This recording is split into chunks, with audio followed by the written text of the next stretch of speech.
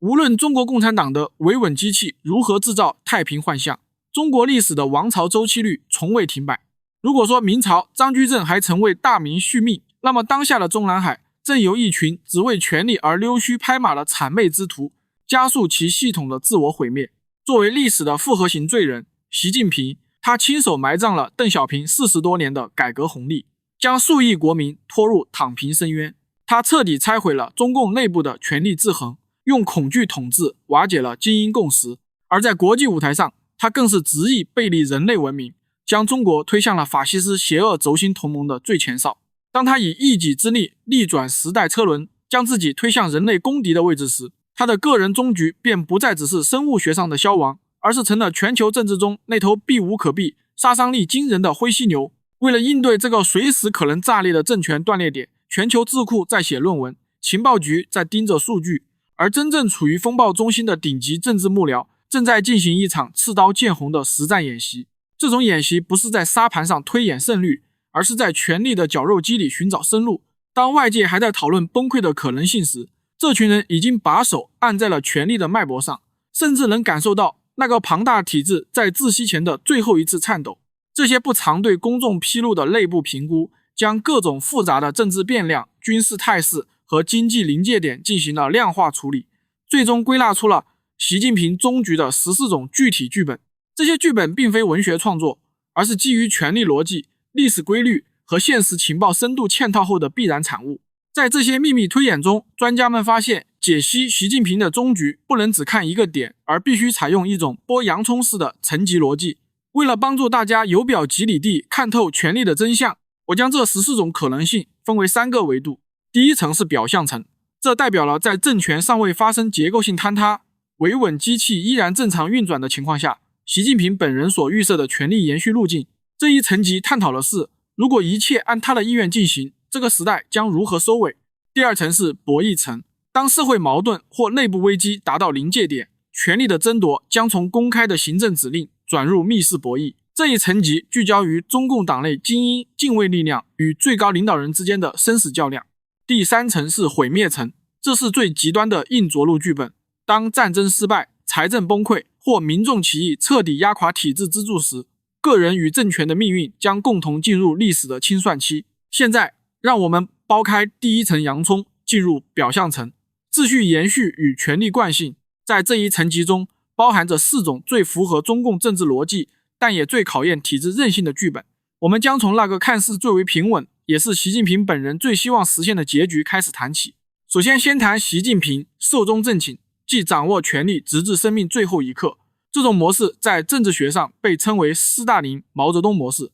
這一推演具備極強的邏輯必然性。首先，從權力結構來看，習近平在2018年推動廢除國家主席任期限制，在法理上完成了從任期制向終身制的回歸。在集權政體中，權力的安全往往與職位的持有直接掛鈎。由於習近平在過去10餘年間通過高壓反腐和政治清洗，徹底瓦解了鄧小平時代建立的派系平衡與集體領導，他已經使自己成為了體制內唯一的權力來源。這意味着，一旦他主動交權，將失去對自身及家庭安全的絕對保障。在歷史先例中，無論是斯大林還是晚年的毛澤東，都因這種對清算的極度恐懼而選擇在病榻上緊握大權。其次，從接班人機制的消失可以得到印證，按照中共以往的權力更替邏輯，接班人通常需要進入政治局常委序列，進行5年乃至10年的實習期。然而，在2022年20大產生的領導層名單中，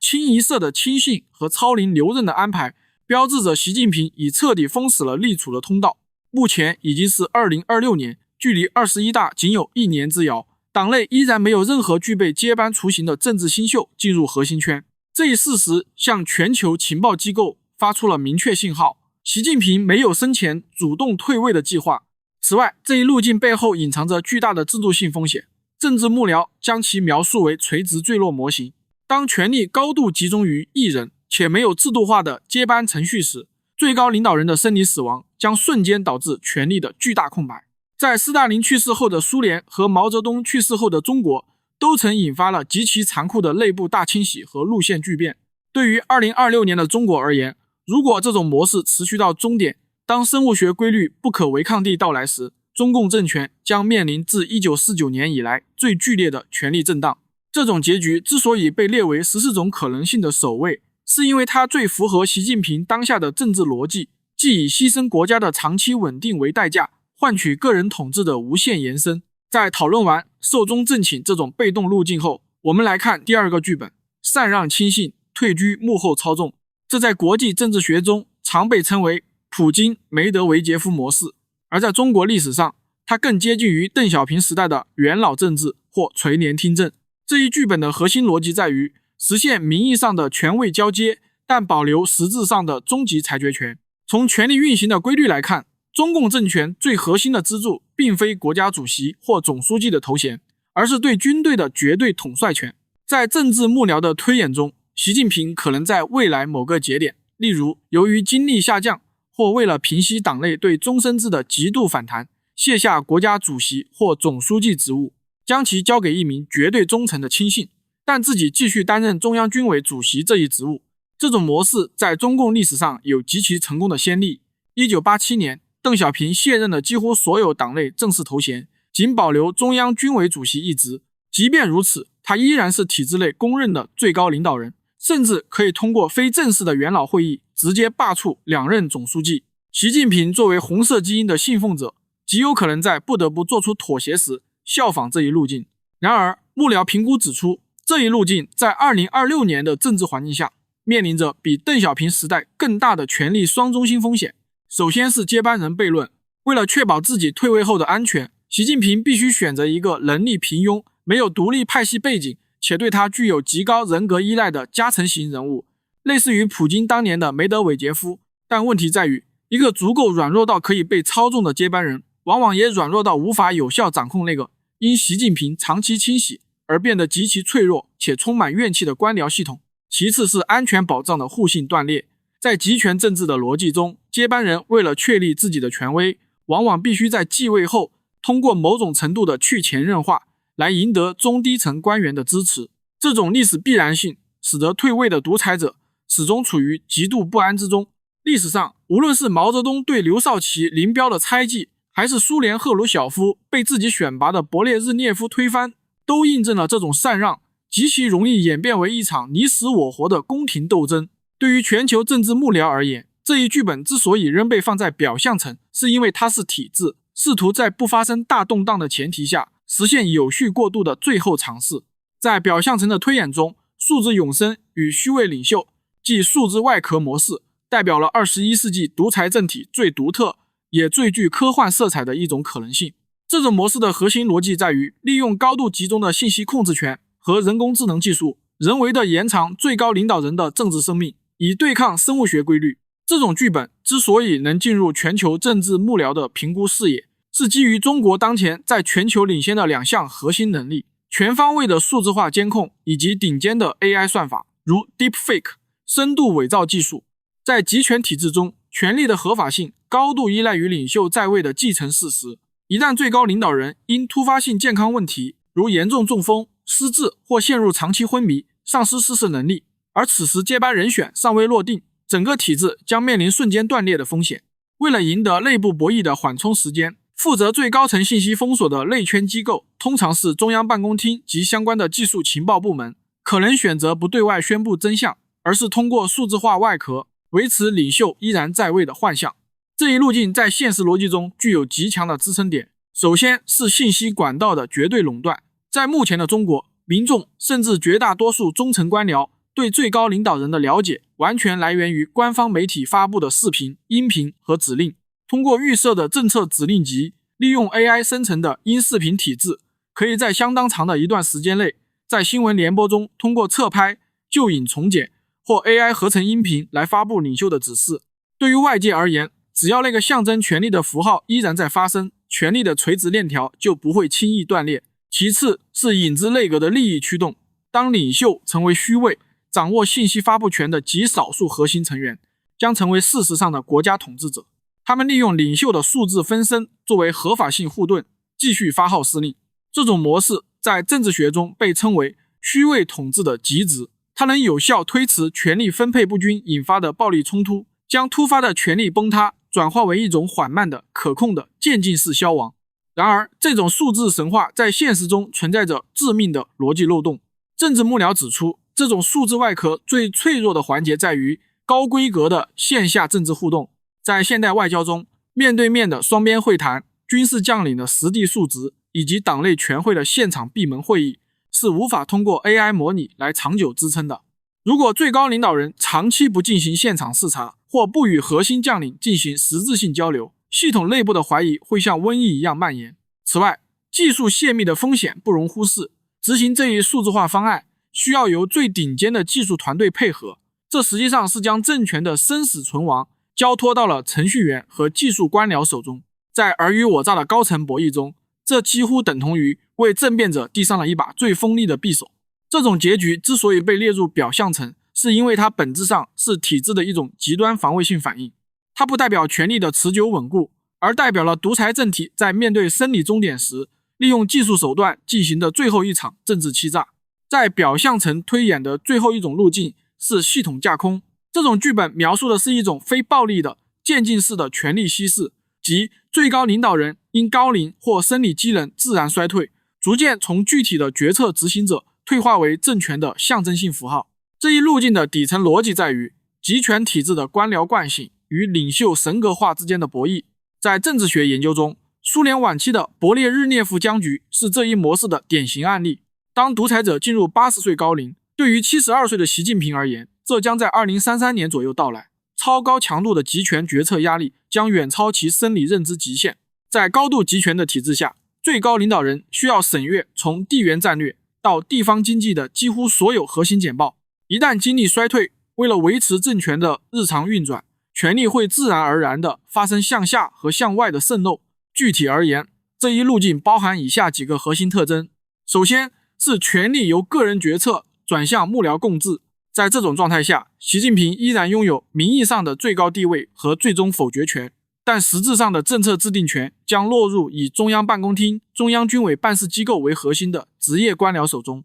領導人收到的信息經過了層層過濾，其簽發的指令往往是幕僚團隊預先設定的方案。此時，領袖已不再是主導局勢的旗手，而成為了體制用來維持政治一致性的人肉公章。其次是政權的神格化與空心化並存。為了維護統治合法性，宣傳機器會變本加厲地造神，將習近平塑造成永不犯錯的智慧化身。但在紅牆內部，官僚體系已經意識到權力的真實中樞已經轉移，各部委和地方大員在執行層面開始各行其事，利用領袖精力的縫隙進行利益分配。這種令不出中南海的局部性癱瘓會被密不透風的宣傳掩蓋。第三是體制進入長期停滯期。政治幕僚指出，這種狀態對獨裁體制既是保護，也是慢性毒藥。保護在於它避免了權力更替帶來的瞬間衝擊，毒藥在於一個由官僚慣性推動的國家將徹底失去自我糾錯和應對突發危機的能力。當重大的經濟動盪或外交衝突爆發時，這種象徵性領導將無法給出果斷且有效的反饋。從全球政治評估的角度看，系統架空是權力在物理終點前的一種軟着陸。這種結局最符合體制內中高層官僚的利益，因為他們既不需要冒政變的風險，又能實質性的分潤權力。然而，這一平衡是極度脆弱的。當表象層所依賴的秩序平穩邏輯遭遇嚴重的現實挑戰，例如經濟長期停滯引發的財政枯竭，外交政策導致體制生存受到威脅，或極端情況習近平的健康狀況跨過某個臨界點時，權力將不可避免地進入暗流湧動的博弈層。在這一維度，政權的命運不再取決於最高領導人的主觀預設，而是取決於黨內核心精英階層在生存本能驅動下的秘密共識。這是一種撕開宣傳假象，回歸權力原始邏輯的生死競賽。我們要探討的第一種劇本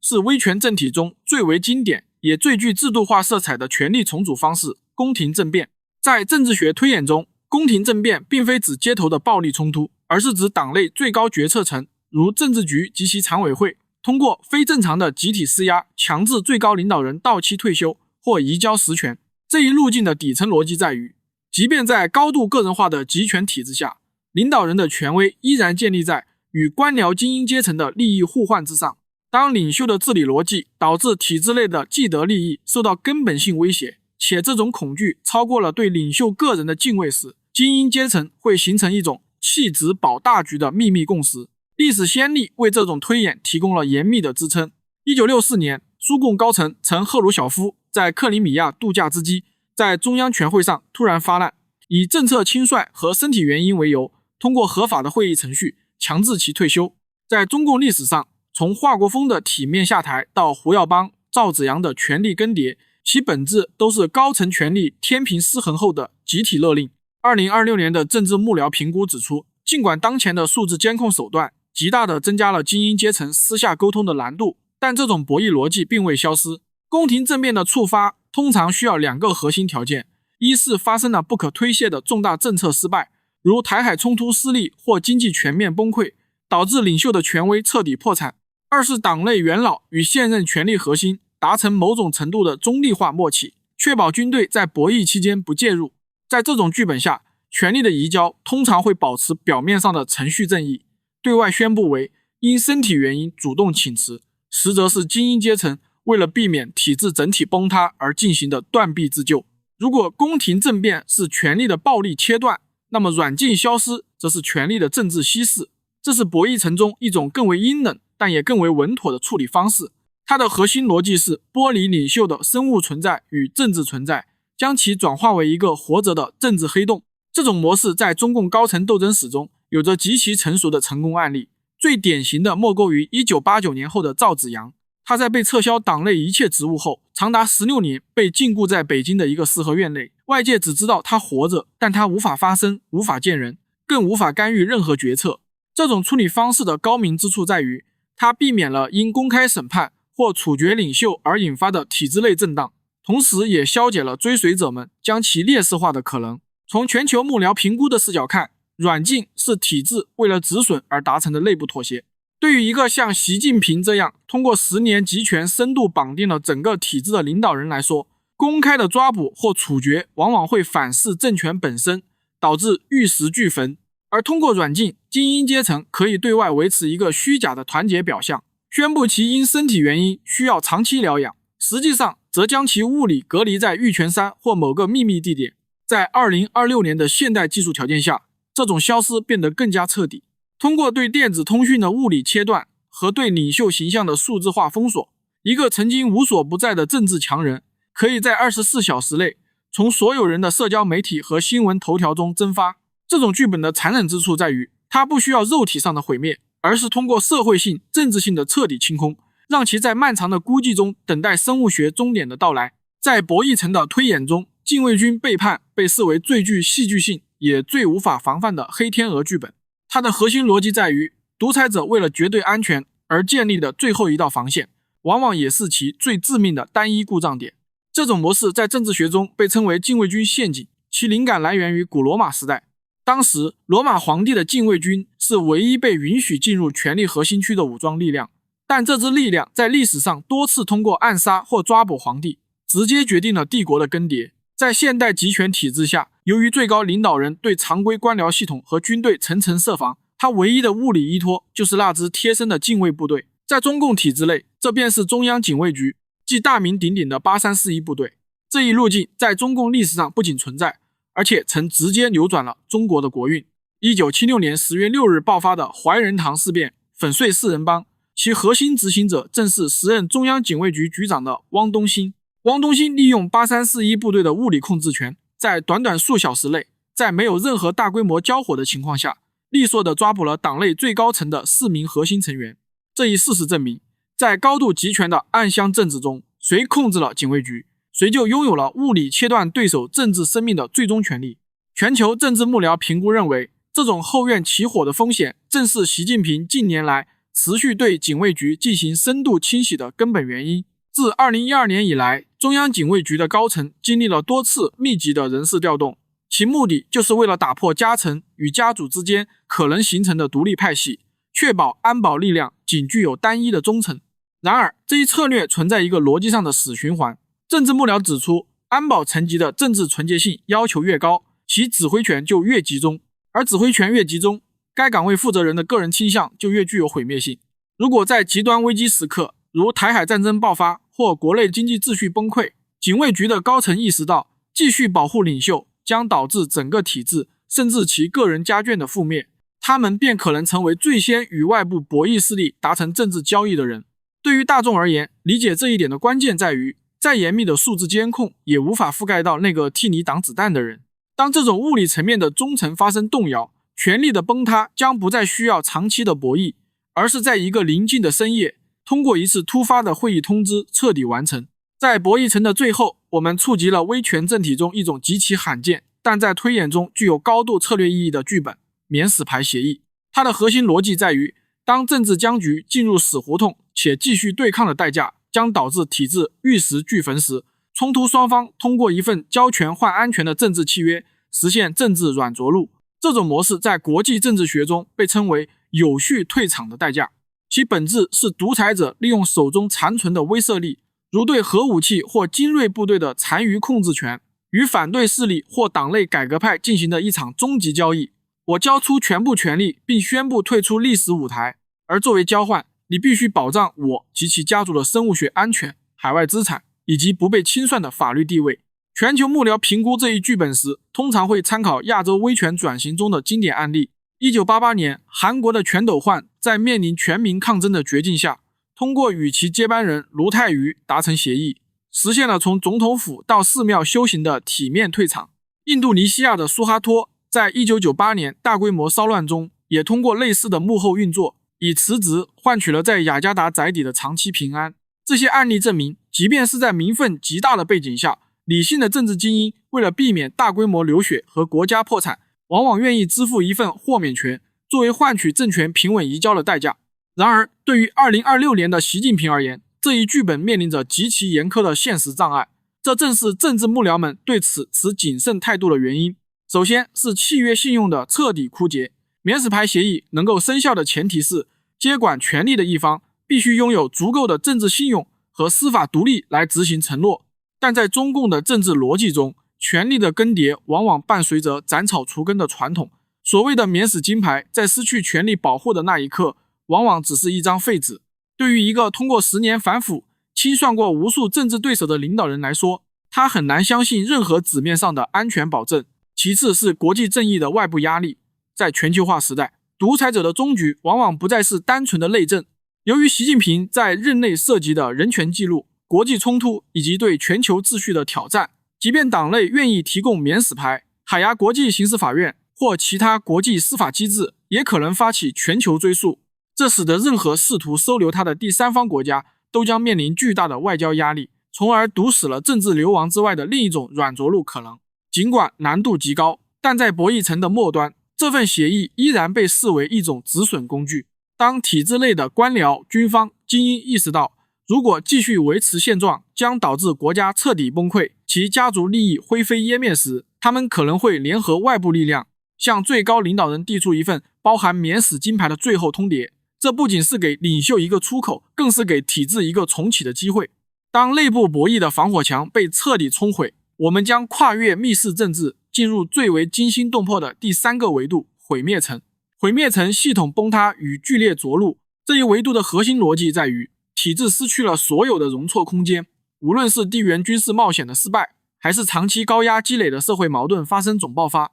都將超出官僚機器的修補能力。當最高權力不再是利益的調節器，而成了體制崩潰的導火索時，權力的運作將從密室博弈轉向公開的物理碰撞。在這一維度中，第一種也是最具象徵意義的劇本是，那個最令獨裁者恐懼的詞彙開始講起：清算審判。清算審判的邏輯起點在於權力的物理護盾，即軍隊與維穩機器在極端的內憂外患下發生結構性瓦解。根據全球政治幕僚的推演，這種結局通常由2個關鍵驅動力觸發。第一，軍事潰敗引發的籌碼化。在威權政治中，統帥的合法性高度依賴於不敗的強人幻覺。如果習近平發動的戰爭遭遇慘重失敗，導致國家面臨全面封鎖或政權存續危機，原本效忠的軍事將領為了保全自身利益和軍隊建制，極大概率會選擇與領袖切割。在這種情景下，曾經的領袖會瞬間淪為體制為了換取外部停戰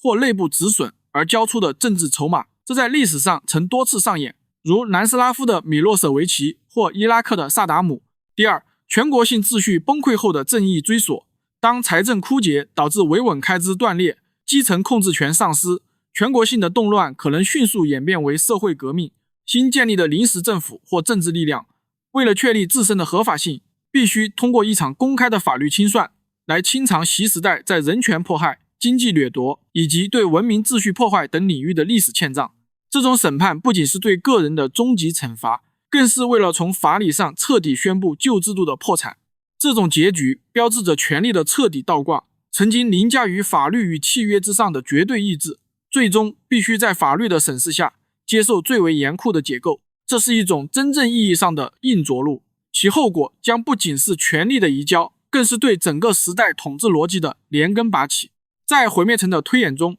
權力真空被視為最具破壞性的不確定性劇本。它的核心邏輯在於，由於習時代徹底拆除了集體領导和接班人制度的保險絲，一旦最高領導人突然失能或意外去世，整個國家機器將瞬間陷入系統性的腦死亡。這一路徑的現實支撐點非常明確。根據全球幕僚的觀察，習近平在任內通過取消任期限制並拒絕指定接班人，建立了一個高度依賴個人指令的垂直指揮體系。在這一體系下，所有重大決策，從核彈發射權到地方財政調撥，都必須經過最高層唯一的節點。這意味着這個體系沒有備份邏輯，也沒有自動駕駛模式。當這個唯一的決策點突然消失，政權將進入叢林法則階段。首先是高層的血腥內戰，由於缺乏合法的继任程序，政治局內部、軍方將領以及特務系統的掌權者，為了確保自己不被未來的清算所吞噬，必須在權力真空出現的頭幾個小時內進行生死博弈。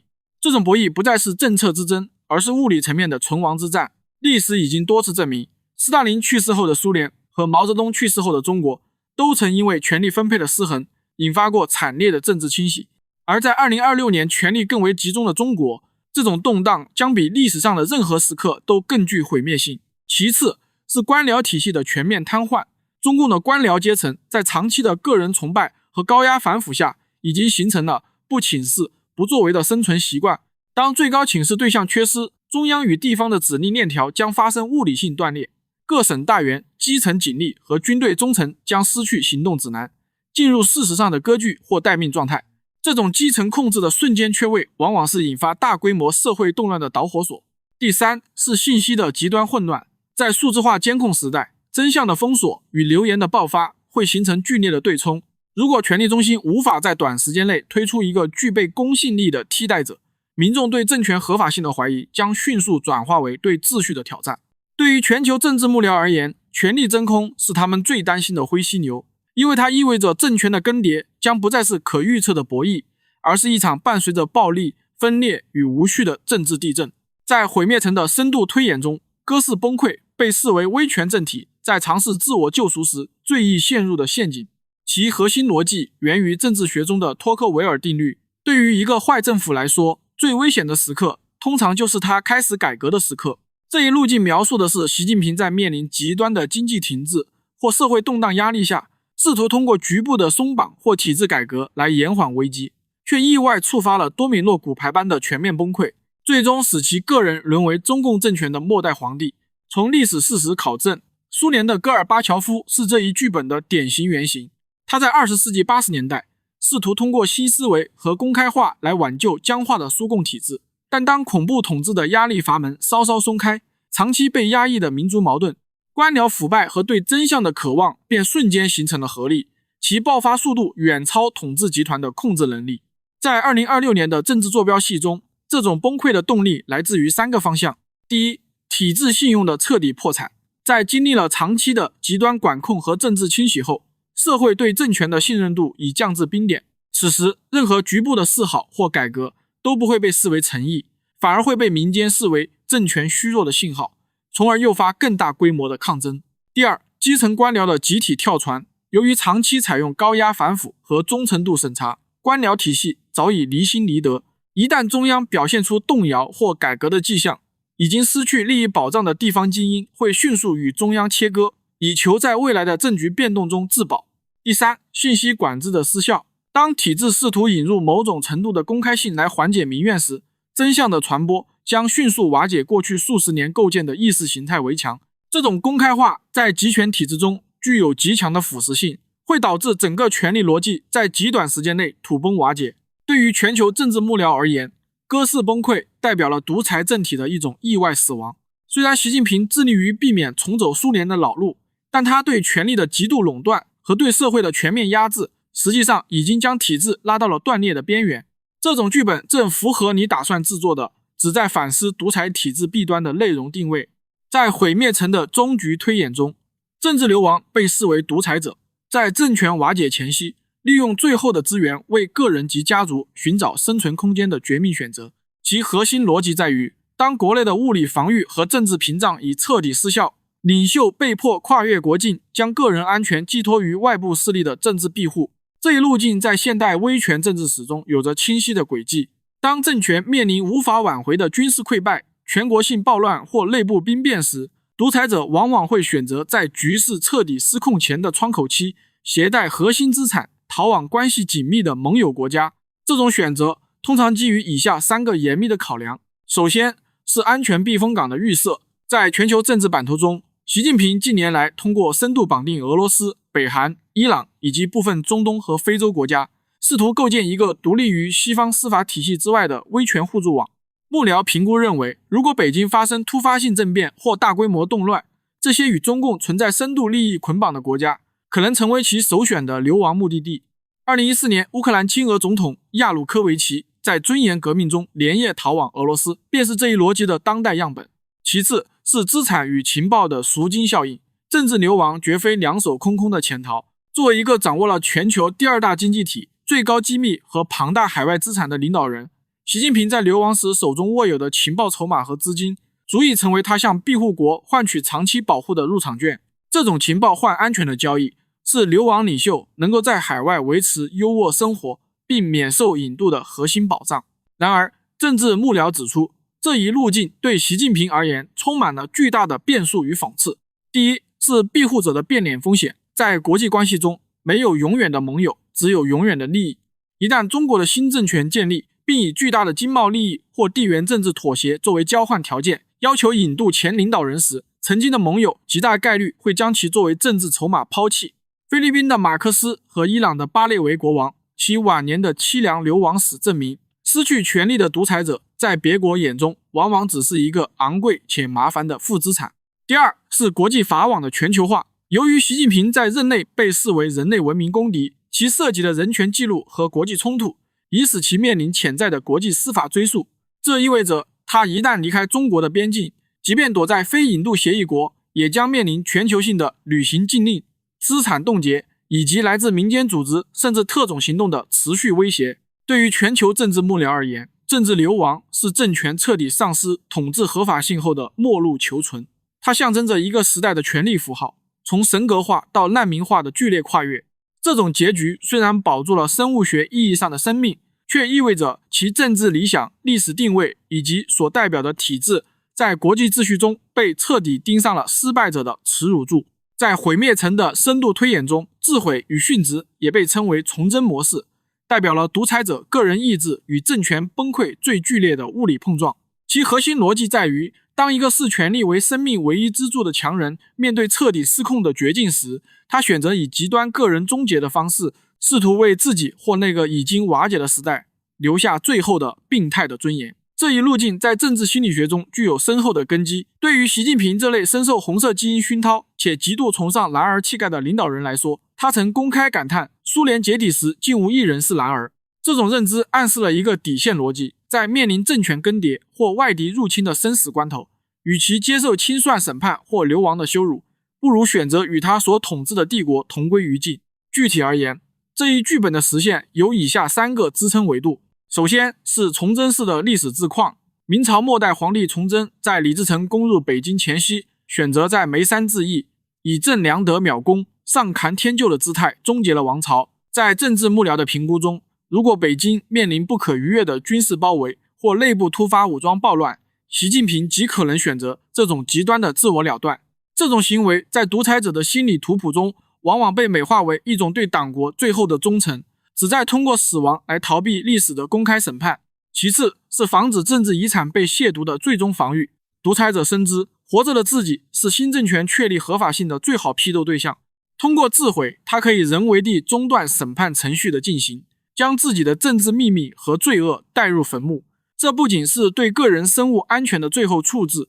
更是對未來歷史敘事權的一種病態爭奪。第三，是玉石俱焚的毀滅邏輯。在更極端的情境下，這種自毀可能不僅限於個人，而是表現為在絕境中下達毀滅性的軍事指令，如動用核武器或執行焦土政策，試圖拉着整個國家和文明為其陪葬。這在二戰末期的希特勒地堡中已有先例。當元首意識到第三帝國已無法挽回時，他認為不配繼續存在的德國人民應當被一同毀滅。從全球政治評估的角度看，自毀與殉職是威權主義最黑暗的終局。它意味着權力的和平交接已徹底絕跡，社會必須承受獨裁者在最後時刻噴湧而出的破壞力。對於大眾而言，這一劇本的警示意義在於，當一個國家的興衰被完全綁定在一個人的尊嚴與偏執之上時，那個人的終點往往就是整個民族最慘烈的斷裂點。在毀滅城的最後一種路徑，也是對中國社會未來最具深遠破壞性的結局，是割據分封。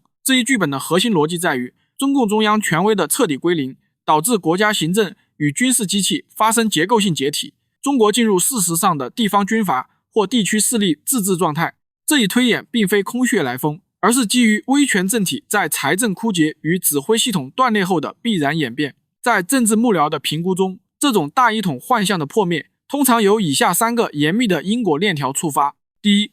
財政脫鈎引發的地方自救。中共目前的統治極度依賴於中央對資源的重新分配，然而隨着習時代經濟增長的終結與地方債務的全面爆發，一旦中央財政失去撥付補助或維持武警、公安等維穩經費的能力，地方政府為了生存將不得不停止向中央上繳稅收。這種經濟上的斷期將直接導致中央政令在地方層面的物理失效。第二，軍事系統的屬地化轉向。儘管習近平通過頻繁的人事調動試圖防止軍頭產生，但在極端動盪或中央指揮中樞失靈，如權力真空的情況下，各戰區或集團軍為了維持補給和自身安全，會自然地轉向與所在地政府結盟。當軍隊的利益不再由中南海保障，而是由當地財政和民政系統支撐時，軍隊將迅速由黨的軍隊退化為地方實權派的衛隊。第三，精英階層的政治跳船。在意識到中央政權已無法挽回時，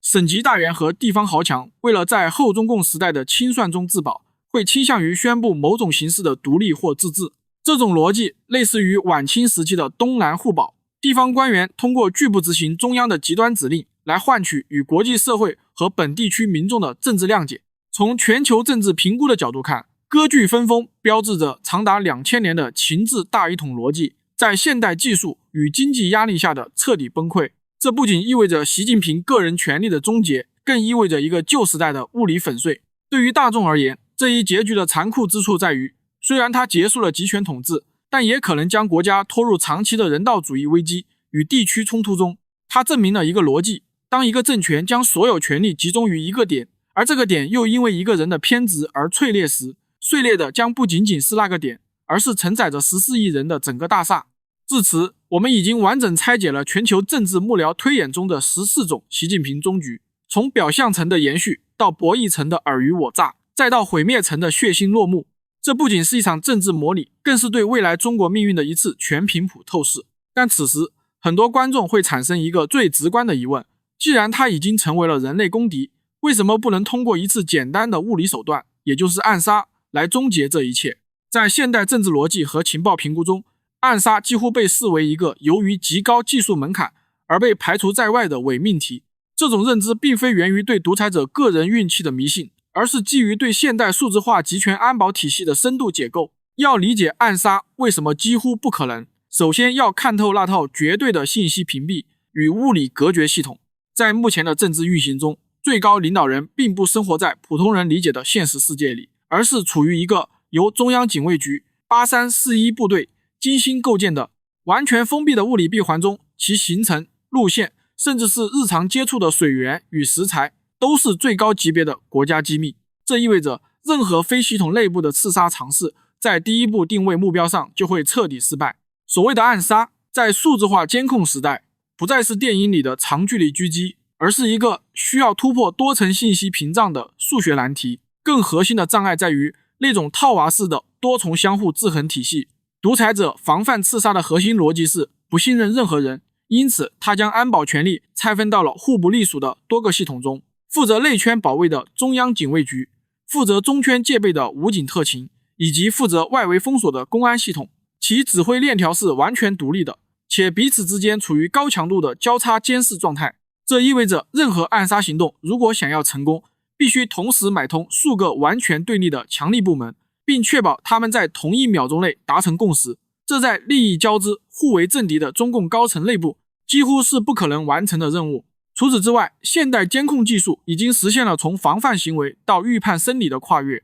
在目前的安保體系下，領袖身邊的每一個人都處於實時的生物監控中。通過高精度的步態識別、熱成像以及微表情算法，安保系統可以捕捉到周邊人員任何微小的心理波動或生理指標異常。一個人如果產生了殺心，其心率、呼吸和體表溫度的變化，極大概率會在他扣動扳機之前就觸發後台報警。這種全時空的數字化禁衛軍，讓任何近距離接觸變成了單向的透明。最底層的邏輯，則是一種人質式的忠誠綁定。集權體制通過極其殘忍的連坐邏輯，將核心安保人員及其家屬的命運與領袖的個人安危進行了深度捆綁。對於任何有能力執行物理摧毀的人來說，背叛的代價不僅僅是個人的毀滅，而是整個家族的徹底蒸發。同時，對於系統內部的精英而言，單純的肉體消滅而不伴隨權力的穩妥接管，只會引發不可控的權力真空，導致他們原有的特權和財富瞬間灰飛煙滅。因此，在理性的政治博弈中，他們更傾向於選擇我們之前提到的宮廷政變，即通過集體的力量控制領袖，而不是通過個人的暗殺來引爆一個不可預測的未來。所以說到底，作為普通人，我們要放棄那種一顆子彈改變歷史的電影幻想。在這個數字鐵籠裡，獨裁者雖然通過極端手段防住了暗殺，卻也將自己變成了權力的終身囚徒。但真正讓我們感到寒意的是，當權力的支點不再是法律與制度，而是一個隨時可能因為偏執而碎裂的個人意志時，整座承載着14億人的生活大廈就變得極其危險。我們不再需要幻想某個英雄的突襲，因為歷史的邏輯比子彈更冷酷。這14種結局告訴我們，一個與現實脫節、與文明對抗的系統，無論防禦算法多麼嚴密，最終都會在邏輯的死胡同裡迎來全頻譜的崩塌。看清這些推演，不是為了等待奇蹟，而是要意識到，當那個唯一的權力點由於不可抗力碎裂時，